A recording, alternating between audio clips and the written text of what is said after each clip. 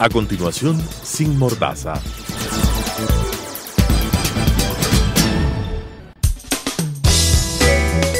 Clasificación B, bajo supervisión de un adulto.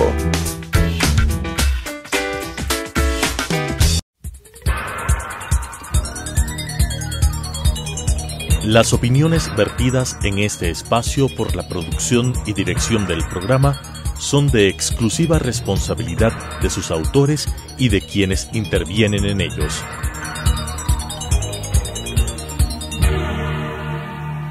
Telesucesos Canal 29 UHF presenta Sin Mordaza, la verdad desde un punto de vista imparcial, sin temor y de frente. Con la conducción del ingeniero Clever Jiménez. Sin Mordaza. Bienvenidos a un nuevo programa de Sin Mordaza, un espacio donde decimos las cosas de frente, siempre con la verdad, sin temores y sobre todo con pruebas, con evidencias, con documentos. El día de hoy vamos a tratar un tema muy importante para el país.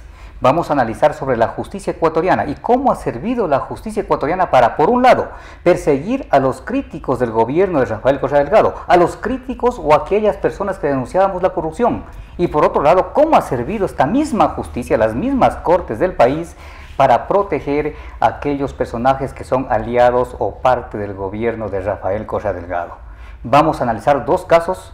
En el uno vamos a demostrar cómo han protegido, por ejemplo, en el caso de Jorge Glass, y por otro lado vamos a analizar el caso de Jiménez Villavicencio, donde se demuestra cómo en cambio ha servido la justicia para perseguir a aquellas personas que hemos denunciado la corrupción. Para analizar sobre este tema, hoy tengo la suerte de que me acompañe el doctor Fausto Vázquez, un catedrático universitario, un abogado de los tribunales del Estado ecuatoriano, a quien le doy la bienvenida. Muchas gracias, doctor Fausto, por acompañarnos el día de hoy. Gracias por la invitación. Fausto, empecemos por el tema de la justicia. En términos globales, recordemos de que en el año 2010, después del 30 de septiembre para el año 2011, el presidente de la República dijo públicamente y lo cumplió: vamos a meterle la mano a la justicia. En los últimos tiempos hemos visto cómo van y vienen correos electrónicos donde claramente se establece de que, por ejemplo, el presidente de la Judicatura disponía o daba órdenes a los jueces para que sentencien en unos casos y protejan a estos jueces en otros casos.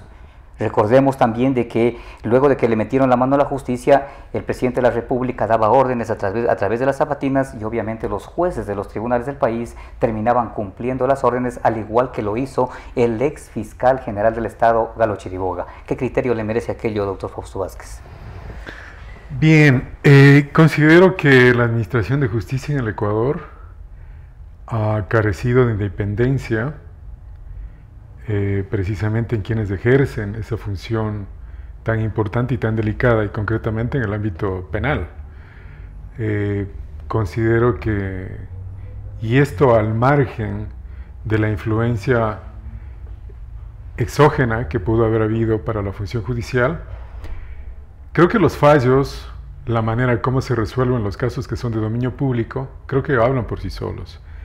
Se mira que los jueces, o es notorio que los jueces no tienen una independencia. Me parece que los jueces están un tanto contaminados. Los fallos no se ajustan a los principios de la motivación, este principio de la congruencia, pero fundamentalmente el principio de la independencia del juez para resolver. Se mira que hay muchos casos en los cuales la relación fáctica que comporta el tipo penal es un símil de otras conductas, y esos casos se miran resueltos de una forma diferente, heterogénea, a cómo se han resuelto otros. Entonces, jurídicamente no se entiende esto. Jurídicamente uno no alcanza a encontrar cuál es el fundamento para que haya una discordancia, una división de criterios. En un caso se resuelve de una forma y en otro caso se resuelve de otra manera. Mire usted lo que está ocurriendo ahora, precisamente. Bueno, mi opinión la hago directamente desde la perspectiva de la justicia penal, pero creo que esto habla por sí solo. Lo ocurrido últimamente con Glass, por ejemplo, desde una perspectiva de la justicia penal, jurídico penal, si queremos opinar, bueno, ahí hay una vinculación entre lo que es el derecho constitucional aplicado hacia el ámbito penal. Una medida cautelar solo es pertinente cuando se demuestra en un proceso el punto de inflexión, la fisura o quiebre del fin que persigue un proceso. Usted abre un proceso penal porque persigue un fin. ¿Cuál es el fin? Descubrir una verdad fáctica. Luego ese mismo proceso persigue otros, sus fines, como que comparezca a juicio el procesado, ¿verdad?, que pague daños y perjuicios, etc. Entonces el Estado no puede utilizar esta mampara, no se puede incoar de una forma infructuosa cuando usted como juez o operador de justicia da cuenta de que el proceso va a ser un disparo al aire. ¿Cuándo el proceso va a ser un disparo al aire? La Corte Interamericana lo ha dicho. Existe el fallo de los hermanos Peirano Basso del año 2007 para el Uruguay, en donde lo ha dicho claramente. El punto de inflexión, el quiebre de fin del proceso solamente existe cuando hay peligro de fuga, obstáculo con la verdad procesal, y la libertad del sujeto activo representa un peligro para el pasivo. Dicho de otra manera, solo en esos casos se puede restringir el derecho a la libertad. Mire usted, no porque me ha invitado usted, vuelvo y repito, mi análisis es desde la perspectiva jurídica penal. Y si lo analizo así, pues los resultados están ahí. En el caso del Ecuador, la adopción de los grilletes, por ejemplo. Yo creo que el Ministerio de Justicia, la misma función judicial, los jueces, los operadores de justicia, deben tomar en cuenta el caso concreto. Porque cuando usted aplica una prisión preventiva, usted está demostrando una colisión de principios, porque le están restringiendo el derecho a la libertad. Por tanto, colisiona el derecho a la libertad con el fin del proceso. Por eso debe llevarse a efecto un juicio de razonabilidad o ponderación, que es lo que conocemos en la doctrina. Entonces, volviendo al caso, con Glass, considero que hablando desde la perspectiva sustantiva, considero que hay suficientes elementos de juicio como para que se pueda haber incoado un proceso penal por otro tipo penal, ¿verdad? Esto por un lado. Pero al margen de esto, no podemos abstraernos de los lineamientos de la justicia en el Estado democrático. El principio de legalidad, tanto sustantivo, que regulado a través del Código Penal, como el principio de legalidad procesal regulado a través del Código de Procedimiento Penal, son intangibles en un Estado democrático. Desde mi punto de vista, considero que la prisión preventiva para Glass es equivocada.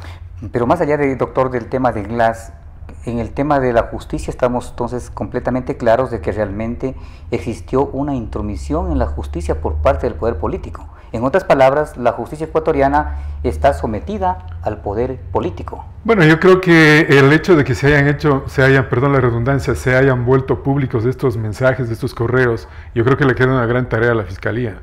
La Fiscalía es el representante del poder de persecución penal estatal en los estados democráticos. Por tanto, la Fiscalía debe investigar lo que ha ocurrido detrás de esto. Bueno, pues después de esta investigación, entonces nosotros podríamos, claro, entender el porqué, lo que habíamos dicho hace unos segundos, el porqué, la diferencia de los fallos de los jueces. Porque en un caso resuelven de una forma y en otros casos resuelven de una manera muy diferente. Sí, y Fausto, lo vamos a analizar caso por caso y vamos a empezar por el tema de Jorge Glass. Pero antes del tema de Jorge Glass, yo quiero corroborar con usted un tema muy importante. ¿Cómo es posible que la Corte Nacional de Justicia, la misma Corte, y quiero contarle a usted y al pueblo ecuatoriano qué es lo que pasó en un fallo en contra de Clever Jiménez y Fernando Villavicencio, y Carlos Figueroa, de los tres, en el proceso anterior?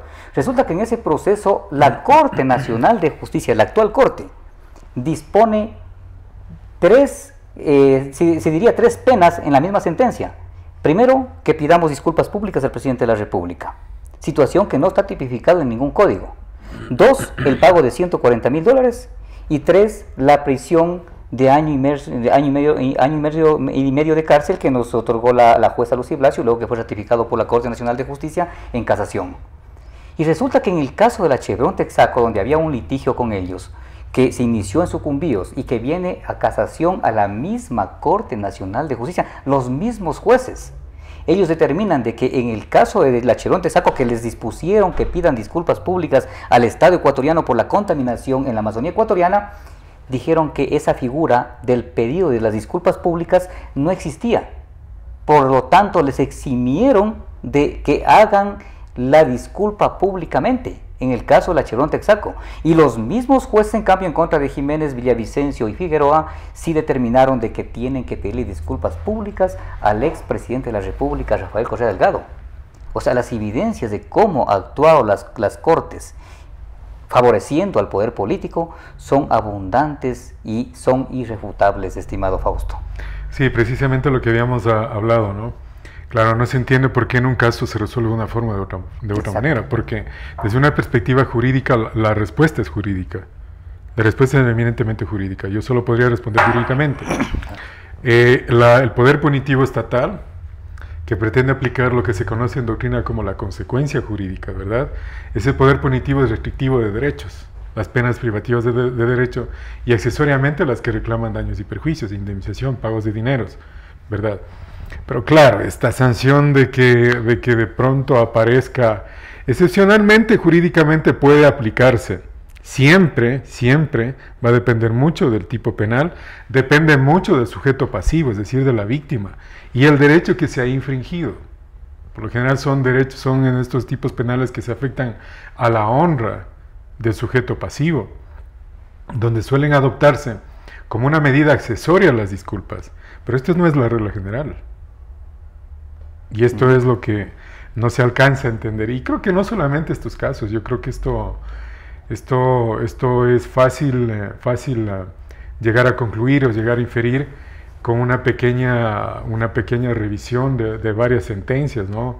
Varias sentencias últimas que se han dado. El caso de Luluncoto me parece... Terrible. Parece, sí, no se explica.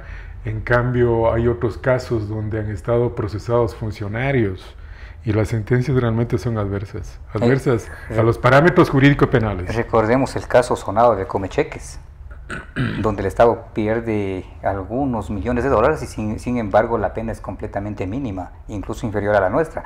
Pero bueno, entremos a analizar el caso Jorge Glass, porque el caso Jorge Glass, para mi forma de ver, estimado Fausto y pueblo ecuatoriano, es un ejemplo clarísimo de cómo sirve la justicia para proteger a aquellos que han cometido corrupción y obviamente que están alineados o estuvieron alineados al ex gobierno de Rafael Correa Delgado. En el caso de Jorge Glass, las evidencias son abundantes. Hay informes de la misma Fiscalía General del Estado que piden al fiscal general de que se inicie las indagaciones previas por peculado, por ejemplo, en el caso de la renegociación de los contratos petroleros, y uno de los funcionarios contra quienes tenía que hacerse la investigación por peculado era precisamente Jorge Glass, entre otros, Wilson Pastor y muchos más. Sin embargo, ahí no ha actuado la justicia, no ha hecho absolutamente nada. Hay evidencias, por ejemplo, de los depósitos al tío del presidente de la República, Ricardo Rivera, cuando este no era ningún funcionario del Estado ecuatoriano. ¿Cómo así Odebrecht le depositaba millones de dólares al tío del vicepresidente? ¿Para quién era la plata? Evidencias como estas, estimado Fausto, y sin embargo, el delito que acusa la Fiscalía, o por el que sigue la Fiscalía, es asociación ilícita. Y lo más sorprendente, el abogado del Estado, el procurador general del Estado, también determina que hay perjuicio al Estado y también hace una acusación particular en contra del vicepresidente de la República, pero también lo hace por asociación ilícita. Y ahí mi gran pregunta es, y se la hago a usted, Fausto, ¿cómo así el procurador acusa al vicepresidente de la República por asociación ilícita? Porque si el procurador general del Estado, que es el abogado del Estado, acusa a alguien, es porque el procurador determinó de que existe un perjuicio del Estado. Y si hay ese perjuicio del Estado, creo que el delito fundamental, aparte de delincuencia organizada, creo que es el peculado. ¿Qué opina al respecto, Fausto? Bien, yo quisiera tocar dos temas, como lo dije, desde la perspectiva, mi opinión siempre va desde la perspectiva jurídico-penal, doctrinaria, dogmática. Yo creo que hay dos temas muy importantes que hay que analizarlos ahí.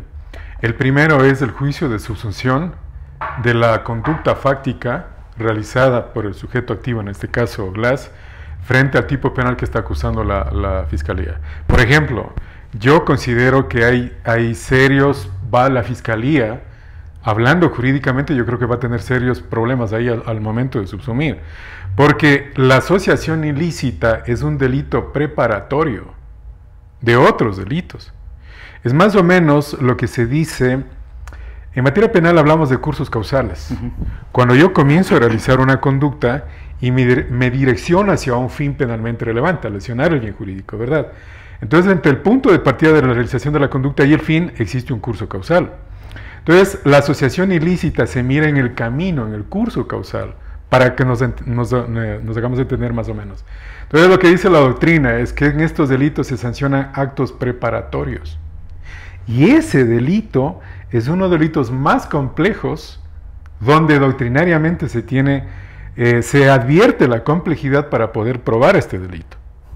Y escuché a través de los medios que la fiscal concretamente que estaba tramitando este proceso, si mal no me equivoco, comentaba que Glass con su conducta había coadyuvado a cometer otros delitos. Esa es una calificación errada.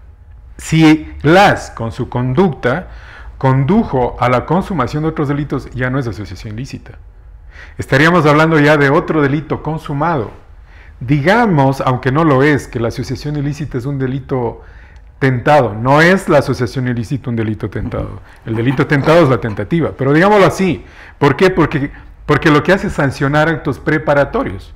Nos reunimos pensando en robar, pensando en cometer un sinnúmero de delitos, ¿verdad? Este es el acto preparatorio. Y siempre se mira una pluralidad de intervinientes. Entonces, lo que tiene que la Fiscalía, si va a acusar por ese delito, tiene que demostrar esto. Pluralidad de intervinientes.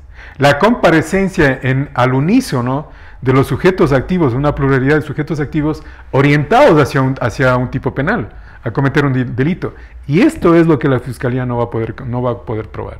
Porque ya escuché, la Fiscalía está tomando en cuenta la conducta que ya estuvo orientada y que facilitó la consumación de otros delitos. Mire usted ahí, hablamos doctrinariamente, podemos hablar del autor y partícipe. El autor es autor material, ¿verdad? Está el autor mediato también, es decir, los que colaboran para la realización. Y la coparticipación.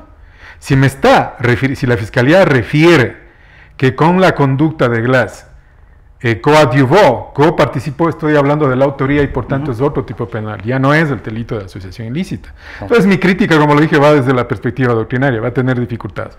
Por un lado. Por otro lado, que creo que este es un tema que no lo ha tratado nadie, al menos personalmente no lo he escuchado, no he escuchado a la gente o a los profesionales del derecho, a los colegas que están dedicados al estudio, al análisis del derecho penal en la parte probatoria.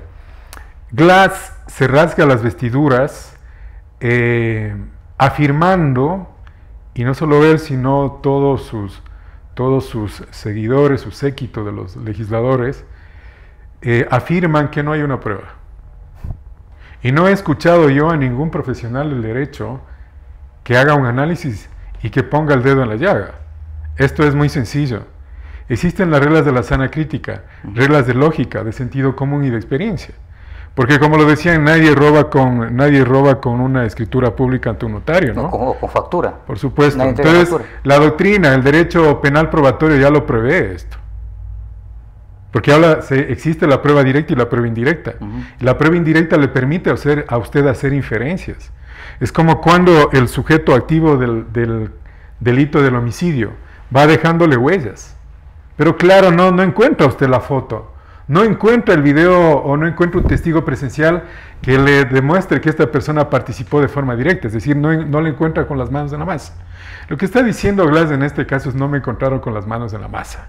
Y como no me encontraron con las manos en la masa, no hay prueba. Y esto no es así, esto es errado. En materia de derecho probatorio penal existen las inferencias razonables que debe hacer el juicio, no puede, debe hacer el juez. Hablar de las reglas de la sana crítica no es hablar de la sana crítica personal que tiene el juez. Hay reglas de lógica, como lo digo, de sentido común y de experiencia. Dentro de la experiencia están todos los antecedentes jurisprudenciales, los fallos en efecto erga omnes, interpartes, interpares, que debe entrar a analizar el juez para mirar si estos casos son similares o no. Pero concretamente, cuando usted no deja una prueba directa, es decir, encuentra un zapato, una camiseta, y claro, uno dice, ¿cómo yo llego a determinar que esta persona fue? Porque es el caso. En esas circunstancias, lo que debe llevar efecto el juez se llaman inferencias razonables, que le permiten razonar y concluir, porque claro está que para aplicar la pena a la descarga punitiva estatal, la prueba tiene que superar la duda razonable. Y ese es uno de los problemas que puede tener el juez acá.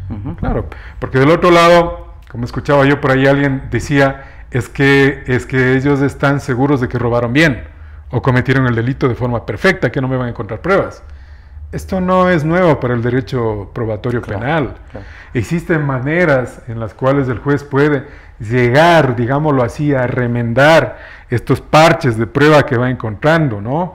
Y a partir de ahí, entonces, el juez puede hacer inferencias que le permita superar la duda razonable y luego imponer la pena. Perfecto. Fausto, primera cosa para que el país tenga completamente claro. La Fiscalía inició o imputó al vicepresidente de la República a un delito que no es el correcto, de acuerdo a las evidencias y las pruebas que existen. Segunda cosa, Fausto, ¿qué criterio le merece el que le haya el mismo fiscal solicitado la prisión preventiva cuando Jorge Glass estaba con medidas sustitutivas de prohibición de salida del país y sin haberlas incumplido? La Fiscalía pide y el juez acepta para que se le imponga una prisión preventiva, y hoy se encuentra el vicepresidente de la República en la cárcel número 4 de aquí de la capital de los ecuatorianos. Miren, yo le agradezco mucho su pregunta y quiero dirigirme a la ciudadanía, a los televidentes. Yo creo que la pregunta que usted hace, pues yo creo que pone sobre el tapete la transparencia con la cual ustedes están actuando, concretamente. Y creo que la pregunta lo dice. Y voy a aprovechar precisamente la pregunta que usted la plantea. Porque si yo emitiría un criterio contaminado, yo estaría aplaudiendo la prisión preventiva de Glass. Y esto no es así. Por esto digo, creo que la pregunta que usted me hace demuestra la imparcialidad y la transparencia con la que usted está actuando acá. Porque esa prisión preventiva no tiene presentación. Es un despropósito jurídico esa prisión preventiva. ¿Por qué? Voy a hacer un análisis rápidamente. Como lo dije hace unos segundos, las medidas cautelares de orden personal y real pretenden, principalmente las medidas cautelares de orden personal, pretenden cumplir un fin procesal, ¿verdad? Y para cumplir ese fin procesal, entonces están las medidas cautelares de orden personal. Está la prisión preventiva, prohibición de enajenar, prohibición de salida del país, la presentación periódica, etc. Estas son medidas restrictivas del derecho a la libertad, ¿verdad? Entonces, cuando usted impone una medida de estas, usted debe analizar el caso concreto. Entonces, la pregunta es, hay que preguntarle al mismo juez y al fiscal por qué en un principio le pusieron prohibición de salida al país. ¿Por qué era pertinente? ¿Por qué era necesario, adecuado y proporcional aplicar esa medida? Ok. Si esa medida cautelar había sido intangible, no justificaba que esa medida cautelar se vuelva insubsistente y se aplique una medida que restringe mucho más la libertad ambulatoria como la prisión preventiva. Por esto yo advierto, y mucho me temo que el Estado ecuatoriano tenga que pagar indemnizaciones por esa prisión preventiva. Porque una cosa es hablar de la prisión preventiva, por eso Ferraioli, en este libro Derecho y Razón, él sostiene que son anticipos de pena. Porque usted está restringiendo el derecho a la libertad antes de la pena, pues. Claro. Y no lo está haciendo justificadamente, claro. Y claro, o sea, que usted me prive de la libertad a mí antes del proceso, nada quiere decir de que yo soy culpable o inocente. No, no, señores, están equivocados. Si ustedes creen que ahora le están privando la libertad y ustedes creen que por esto el procesado es culpable, están equivocados.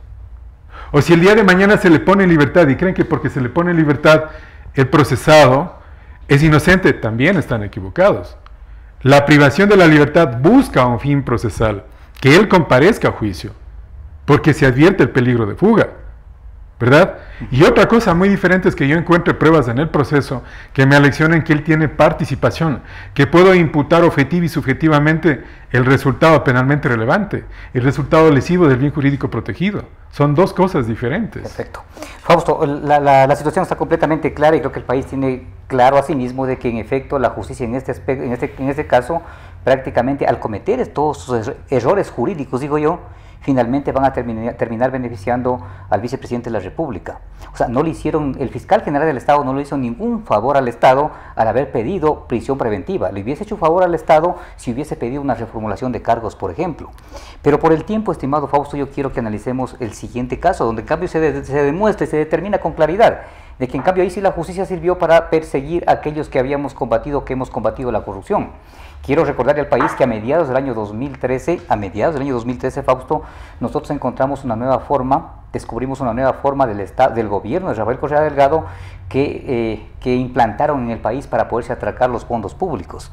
Es que en todas las instituciones públicas donde existen departamentos jurídicos, en esas instituciones públicas comenzaron a contratar por decenas de millones de dólares a estudios jurídicos externos para que hagan el trabajo que tenían que hacer sus propios departamentos. Claro, ahí contrataban a sus amigos, a sus parientes, aquellos que habían hecho estudios jurídicos para justamente atracarse los fondos del Estado ecuatoriano. Y también descubrimos ahí que la Procuraduría General del Estado, el abogado del Estado, estaba haciendo exactamente lo mismo.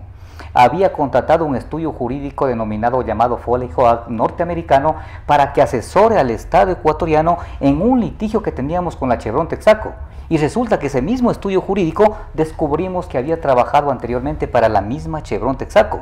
A mi forma de ver, al menos ahí existía un conflicto de intereses. En base a eso hice un boletín público el 29 de octubre del año 2013 y en lugar de que se investigue el hecho, porque yo le pedí en ese boletín al presidente de la República y al procurador Diego García de que le aclaren al país por qué habían contratado ese estudio jurídico para que asesore al Estado si ese estudio jurídico había trabajado anteriormente para la misma Chevron Texaco. Al menos para mí existía un conflicto de intereses.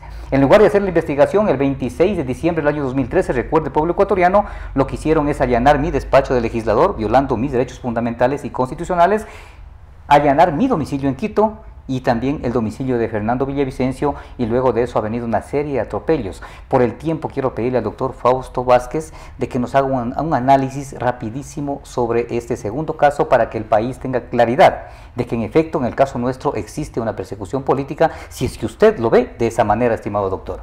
Sí, lo que se mira en ese caso son deficiencias administrativas, mucho me temo que un poco hasta cierto punto de despilfarro de los fondos del erario, ¿no?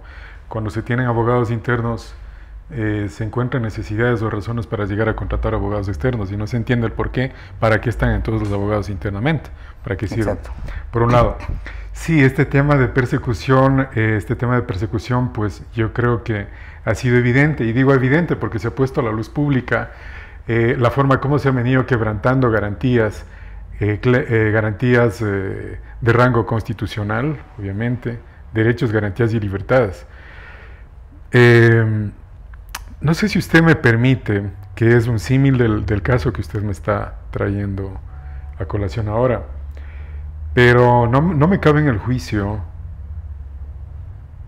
porque usted habla del caso de que se contratan abogados de afuera para investigar a ciertas personas que han formado parte de la oposición, y ya sabemos cuál es el resultado de esas persecuciones. Pero concretándome algo, quiero ser muy concreto en esto, no me cabe en el juicio cómo en un recurso de apelación, un habeas corpus me parece que es, el mismo juez que resuelve el habeas corpus, porque son jueces pluripersonales, son 3 jueces, hay un voto de mayoría y una minoría, 2 resuelven a favor. No, en el caso de habeas corpus que nosotros planteamos, el tribunal en pleno nos concede el habeas corpus, pero es el juez que estaba llevando la causa el que apela a ese habeas corpus. Es igual. Es el juez Jorge Blum. Exactamente, es igual. Esto no me cabe en el juicio. Yo no entiendo cómo respondería el Consejo de la Judicatura frente a esa actuación. Porque jurídicamente eso no tiene parangón, eso es impresentable. El juez no puede ser juez y parte, pues. Yo tengo que resolver lo que se me ha puesto a la vista. Y procesalmente yo resuelvo el litigio, la discusión de las partes. Y si no están de acuerdo las partes del recurso, es para las partes, no para mí como juez. Por supuesto, estimado Fausto, bueno, como el caso que usted menciona en el proceso nuestro, hay muchísimos. Nos han cambiado el tipo penal, han hecho lo que han querido, han violado nuestros derechos fundamentales de manera sorprendente. En el caso nuestro, teniendo medidas sustitutivas para presentarnos cada 15 días y provisión de seguridad de país, nos sustituyeron por la prisión preventiva, algo parecido a lo que están haciendo con Jorge Glass, y entre otros elementos más. Mire, porque ahora que están próximos ya a la audiencia de juicio. El 6 de noviembre, el próximo día lunes, Fausto. A mí, de la revisión que he hecho a la resolución que hace la Corte Nacional, y ojo, espero y aspiro que los profesionales del derecho estén mirando esta entrevista porque me gustaría escuchar el criterio de ustedes. Me gustaría saber cuál es el eco, quién se hace eco, cuál de los juristas en el ámbito penal se hace eco respecto de esta interpretación sui generis. Bueno, la Corte Nacional ha hecho ya varias interpretaciones en las cuales respeto como el que más, pero como casi siempre no estoy de acuerdo. Hace una interpretación respecto de la transitoria primera del COIF y concluye la Corte Nacional que todos los procesos, digamos, bueno, vamos a hablar, todas las indagaciones que han sido anteriores a agosto de 2014 deben procesarse con el Código de Procedimiento Penal. Si de esa indagación nace un proceso, se irroga un proceso, es decir, formula cargos del fiscal e inicia un proceso penal, en ese caso la Corte Nacional dice que hay que aplicar el COIF. A mí me parece que esa resolución es completamente inconsulta. ¿Por qué? Solo un razonamiento. La primera pregunta, en indagación, ¿qué es lo que yo practico? Yo practico diligencias de acuerdo al principio de legalidad procesal vigente en ese entonces. ¿Cuál es el principio de legalidad vigente a aplicarse? Código de Procedimiento Penal. Perfecto. Segunda pregunta, si yo paso como fiscal a formular cargos, la pregunta que le hago al fiscal y que les hago a los señores fiscales que van a procesar esto, que van a aplicar esto, ¿usted con qué norma va a convalidar lo que anteriormente le dijo haga con el procedimiento penal? Pues esto es impresentable, es un despropósito jurídico. Usted pasa a aplicar un COIF, un Código Orgánico Integral Penal, el mal llamado Código Orgánico Integral Penal, que es una nueva forma de interpretar al principio de legalidad procesal. Por Dios, está interpretando el legislador ecuatoriano de una forma diferente. Porque de lo contrario, entonces, ¿para qué yo marco la diferencia? Pues ¿para qué? ¿Cuál es la razón de cambiar un código de procedimiento anterior penal y pasar a un nuevo? Si usted en la indagación está practicando la versión, usted la practica porque el procedimiento penal lo permite, pues, por supuesto. Y en la indagación usted lo que va a hacer es buscar elementos de convicción. Es decir, el fiscal va a buscar elementos con los cuales procure sostener la existencia del delito y a su vez la participación del sujeto activo, pues. Entonces esos mismos elementos son los que se van a pasar a la instrucción fiscal, pues esto lo sabemos hasta los estudiantes de Derecho, pues. Si pasa usted a la instrucción fiscal, usted está pasando con diligencias que han sido practicadas con un procedimiento penal que de acuerdo a la Corte Nacional ya no está vigente. Queremos agradecerle al doctor Fausto Vázquez por sus importantes opiniones completamente técnicas, sin ningún sesgo. Yo quiero manifestarle al pueblo ecuatoriano que el día lunes tendremos la audiencia, espero por el bien del país, no solamente por el bien personal nuestro, por el bien del país. Debemos demostrarle al mundo de que ya tenemos una independencia de funciones para que pueda existir una seguridad jurídica y con ello puedan venir nuevas inversiones al Estado y a través de las inversiones producción y obviamente la generación de fuentes de empleo que tanta falta nos hace. Conmigo será hasta la próxima semana, donde estaremos con un nuevo programa aquí en Sin Mordaza. Las opiniones vertidas en este espacio por la producción y dirección del programa son de exclusiva responsabilidad de sus autores y de quienes intervienen en ellos.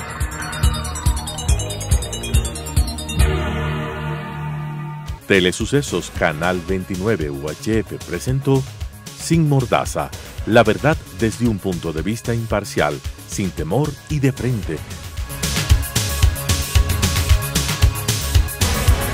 Con la conducción del ingeniero Clever Jiménez. Sin Mordaza,